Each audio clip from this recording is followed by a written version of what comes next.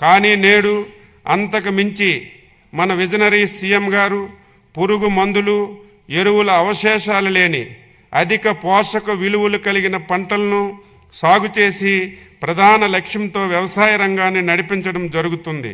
అందుకు ప్రకృతి వ్యవసాయం, డిజిటల్ పద్ధతులు పాటించడం, సాంప్రదాయ పంటల నుంచి అధిక ఆదాయం చేకూర్చే పంటల సాగు వైపు పంటలను మార్పిడి ప్రోత్సహించడం, పండిన పంటలకు గిట్టుబాటు ధర కల్పించడం, పంట కోత అనంతర నష్టాలను తగ్గించడం, తద్వారా అధిక విలువలు జోడించడం ఈ ప్రభుత్వం యొక్క ప్రాధాన్యతలుగా స్వీకరించాం.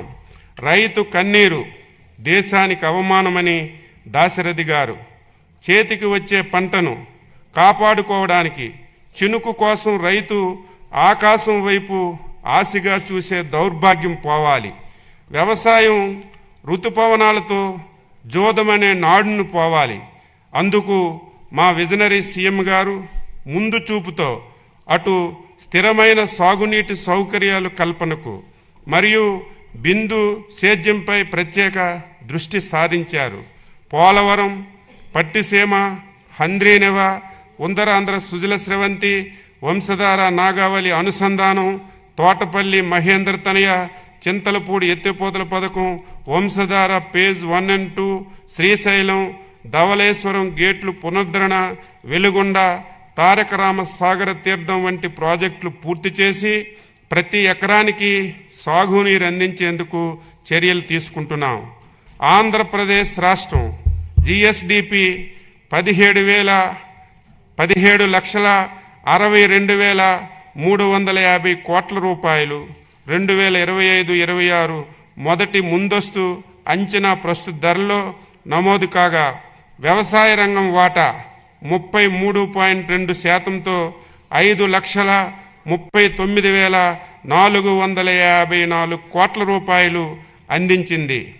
భారతదేశం యొక్క వ్యవసాయ రంగం వృద్ధి రేటు 0.80% కాగా మన ప్రభుత్వం తీసుకున్న చర్యల వలన మన రాష్ట్ర వ్యవసాయ రంగం వృద్ధి రేటు 7.83%గా నమోదైంది. దేశ వ్యవసాయ రంగం ఉత్పత్తిలో ఆంధ్రప్రదేశ్ రాష్ట్ర వాటా 10% అని గర్వంగా తెలియజేస్తున్నాను. అధ్యక్ష, ఆంధ్రప్రదేశ్ రాష్ట్రం జిఎస్డిపి వ్యవసాయం మీద 57,406 కోట్ల రూపాయలు అందించింది. వృద్ధి రేటు పరంగా చూస్తే 3.91%గా నమోదైంది. స్వర్ణాంధ్ర 2047 లక్ష్య సాధనంలో భాగంగా ఈ రంగంలో 15% వార్షిక వృద్ధి రేటు సాధించేందుకు 11 వ్యవసాయ పంటలను గ్రోత్ ఇంజిన్లుగా గుర్తించాం.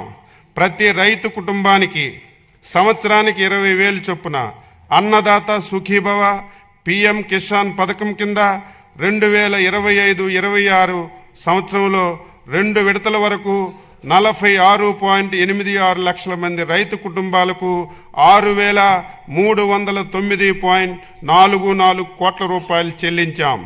2026-2027 సంవత్సరం గాను 6,600 కోట్ల రూపాయలు బడ్జెట్లో ప్రతిపాదించాం. ధాన్యం సేకరణకు సంబంధించి పాత బకాయిలు 1